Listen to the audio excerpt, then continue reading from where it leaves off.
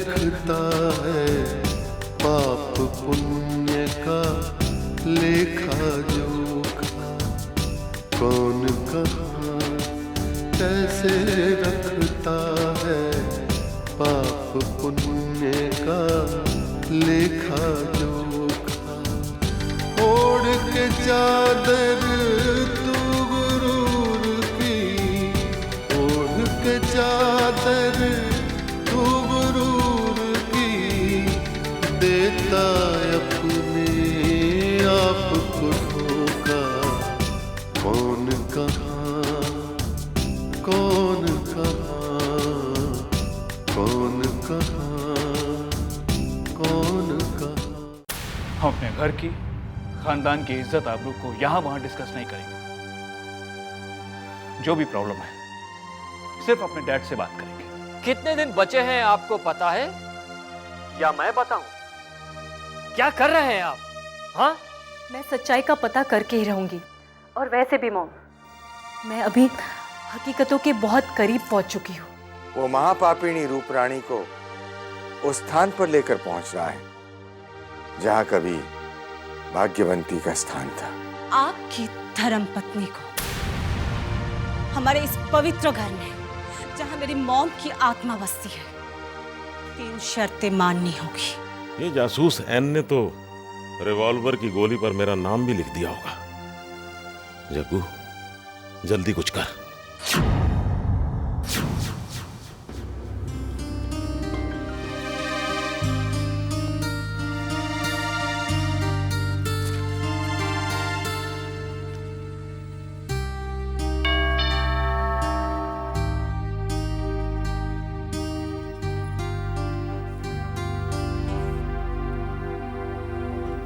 अरे रामू काका, आइए।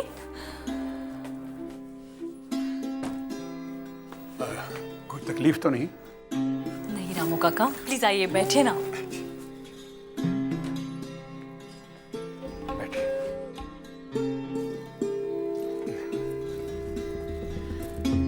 बताइए रामू काका, कैसे है केके साहब?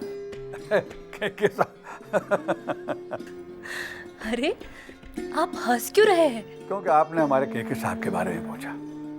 बहुत मूडी हैं केके साहब। आज बिल्कुल कुक बनकर बावर्ची खाने में भिंडी बना रहे थे।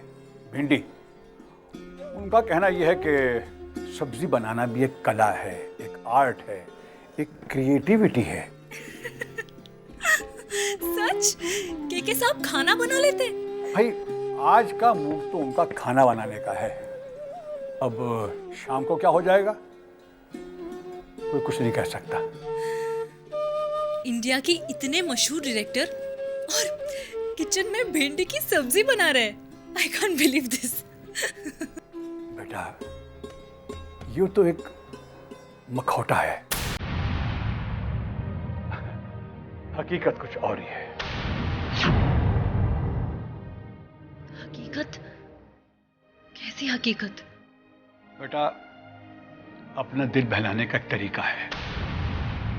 धोखा दे रहे हैं अपने आप को, क्योंकि आजकल उनके पास सब्जेक्ट नहीं है, कहानी नहीं है। आज ही देखो ना, जब तुम्हारे बारे में बात हुई तो कहने लगे कि, क्या कहा उन्होंने? कहने लगे कि एक वक्त था जब मैं औरों को अपनी कहानियां सुनाया करता था, मेरे सब्जेक्ट्स की मांग थी। और आज ये वक्त है कि मैं किसी और से कहानी सुन रहा हूं। ये कहते कहते उनके चेहरे पे जो भाव आए, उनके चेहरे पे जो दर्द आया, वो मैंने पढ़ लिया था। रामू काका, कहीं मैं उनको सब्जेक्ट सुना के उनकी फीलिंग्स को हर्ट तो नहीं करूंगी? बेटा, इसके बारे में मैं कुछ नहीं कह सकता, ये तुम दोनों ने फैसला किया है। लेकिन बेटा, तुम्हारी जानकारी के लिए एक बात कह दूं, हमारे केके साहब बहुत सेंसिटिव हैं, बहुत टची हैं। वो कोई ऐसी बात ना कह देना जिससे उनका दिल दुखे, उनका ईगो हर्ट हो। इस बात का ख्याल रखना बेटा। केके बेटा आजकल बहुत डिप्रेशन में है। अरे यहां तक कि वो अपने आप को डूबता हुआ सूरज समझते हैं। इसीलिए उन्होंने आपको सब्जेक्ट सुनाने के लिए बुलाया, यही ना? यही बात। तो चलें। उन्होंने 5 बजे बुलाया था और यहाँ की जो ट्रैफिक है उसका आपको अंदाजा नहीं है। हमें चलना चाहिए। चलिए।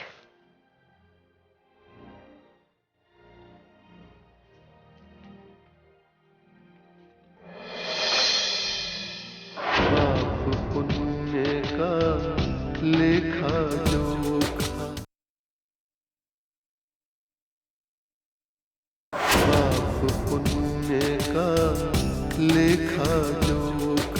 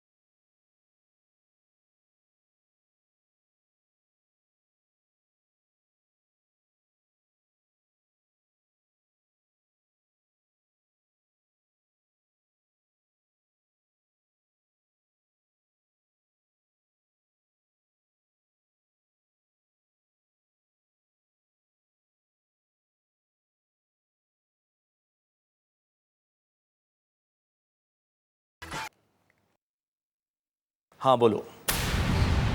अब आपको ये सुनकर बड़ी खुशी होगी, है ना? कि जैसा मैं कहा करती थी वो सच हुआ। मेरी सौतेली माँ, मेरे डैड की सेकंड वाइफ, अब घर में आ चुकी है।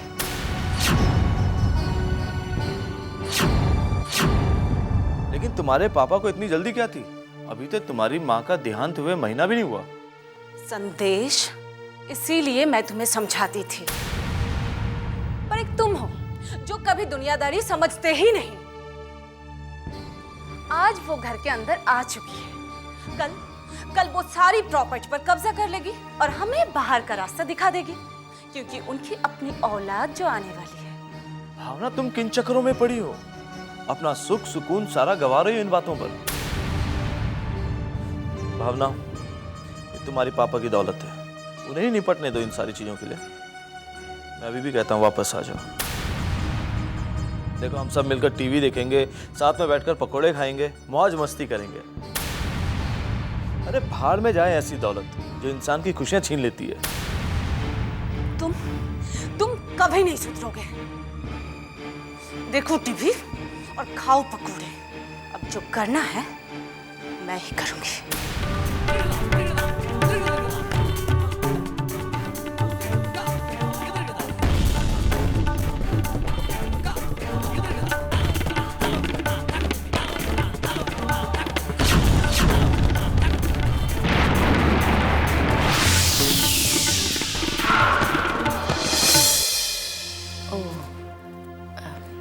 तो क्या तुम्हारे ससुर जी दूसरी बीवी को घर ले आए?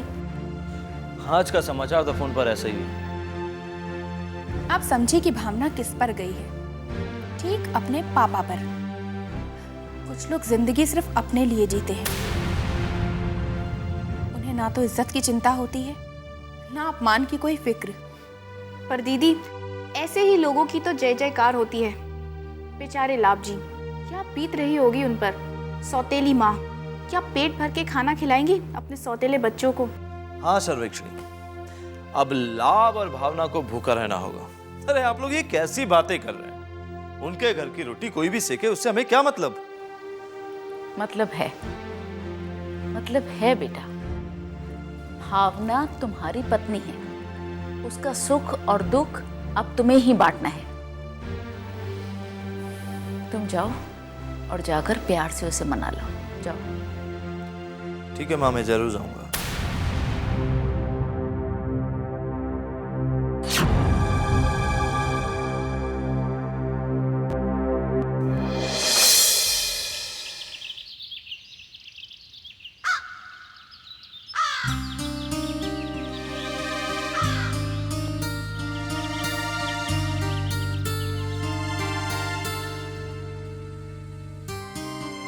आज कृति पहली बार अपनी पापा से मिलेगी।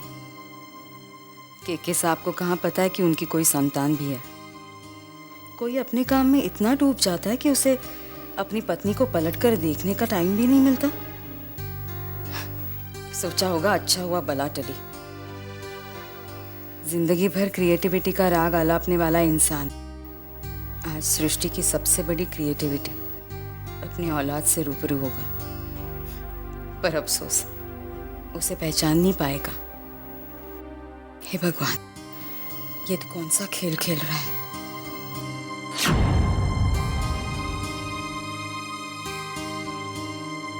पाप पुण्य का लेखा जोखा, पाप पुण्य का लेखा जोखा।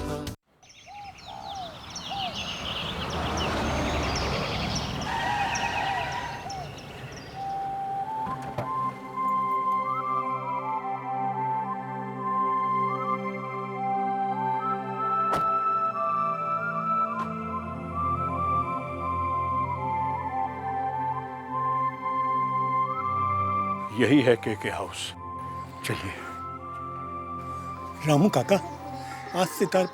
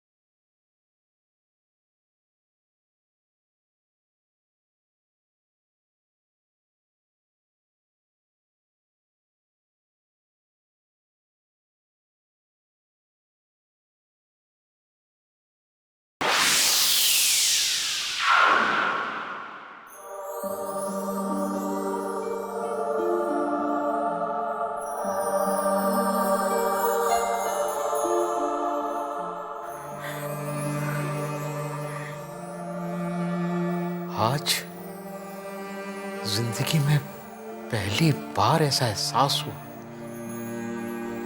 जैसे जैसे आत्मा को सुकून मिल रहा हो, जैसे जैसे मैं अमृत पान कर रहा हूं, जैसे मेरा रोम रोम खिल रहा हो।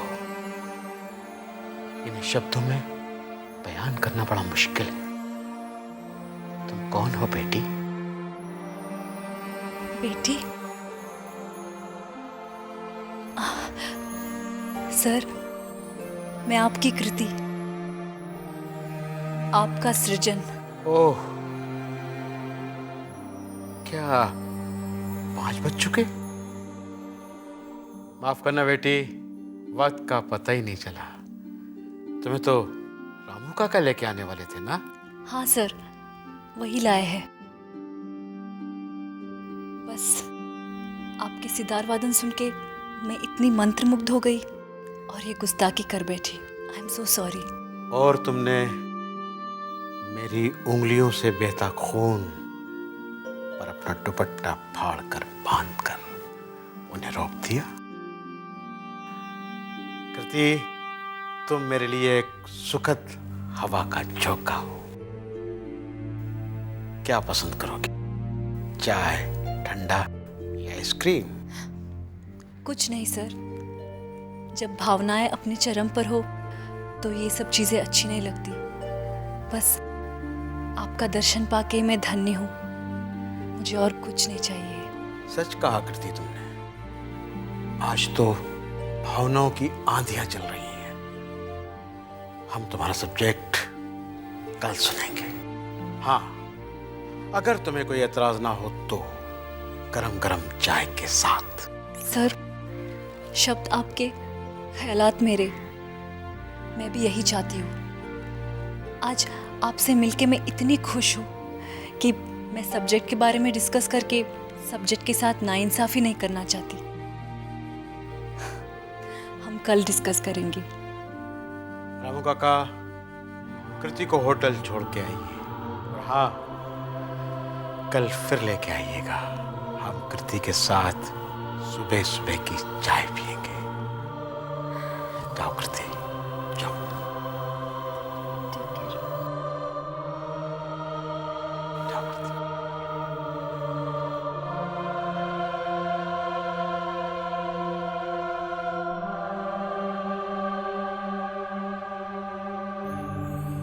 ये आज केके को क्या हो गया है? इस छोटी सी बच्ची ने कैसा जादू कर दिया? ऐसा लगा जैसे इससे कोई अनजान रिश्ता है। हाँ है तो इसे भी तो ऊपर वाला सब्जेक्ट देता है, पर क्या ये नाजुक कंधे जिंदगी की हकीकतों का बोझ जो सब्जेक्ट के रूप में मिलता है उठा सकेंगे? बहुत बहुत प्यारी बच्ची है, बहुत प्यारी बच्ची है कृति। पाप पुण्य का लेखा जोखा, पाप पुण्य का लेखा जोखा।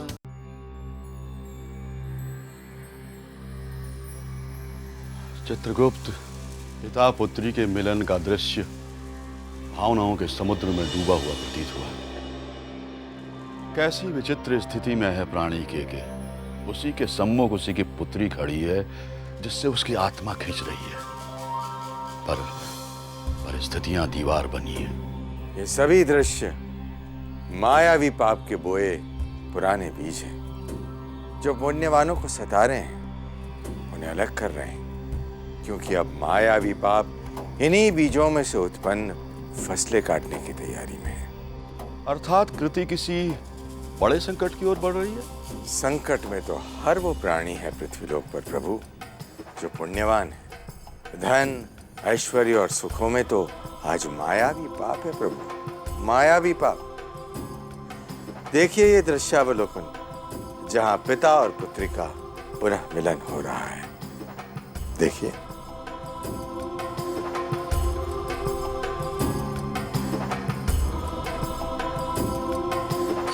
लो बिटिया चाय। ओम नमः शिवाय, नमः शिवाय, नमः शिवाय। लो कृति, आरती लो।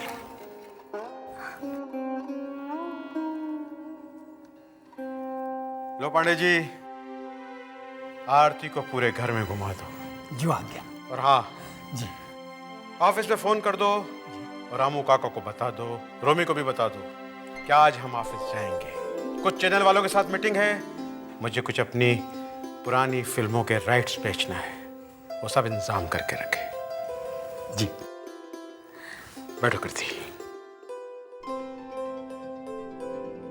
हाँ तो कृति, तुम बता रही थी कि तुमने pappunya.com चैनल पर मेरा इंटरव्यू देखा था और तुम्हें सब्जेक्ट ऊपर वाला देता है। जी सर। एक्सप्लेन करो कृति, तुम्हें कैसे मिलते हैं सब्जेक्ट? सुबह सुबह नींद में मुझे नए नए दृश्य, नए नए ख्याल आते हैं और अचानक से मैं जग जाती हूँ। बस कागज और कलम लेके लिखती जाती हूँ सर। मुझे खुद नहीं पता कि ये नए कॉन्सेप्ट, नए पात्र कौन देता है। पूरे शरीर में स्पंदन होता है सर और मैं बस पागलों की तरह लिखती जाती हूँ, लिखती जाती हूँ। मैं खुद हैरान हूँ सर कि मुझे ये विषय कौन देता है जिससे मेरा कोई संबंध नहीं, कोई वास्ता नहीं। कृति, क्या वो सब कहानियां तुमने लिखी हैं तुम्हारे पास मौजूद हैं अभी? जी सर। इस फाइल में मैंने वो सारे कहानियां लिखे हैं। ओह। ये लीजिए। कृति, क्या कभी तुम्हारे साथ ऐसा हुआ है कि तुम्हें चलते फिरते सोते जागते कोई सब्जेक्ट आते हो, कोई कहानियां आती हो, कोई पात्र जन्म लेते हो? कभी ऐसा हुआ है? हाँ सर, मेरे पास ऐसा एक कॉन्सेप्ट है। अभी तुम ऐसी कहानी का कंसेप्ट, मेरा मतलब है उसका मूल विषय बताओ। सर, वो कॉन्सेप्ट का सब्जेक्ट है शक।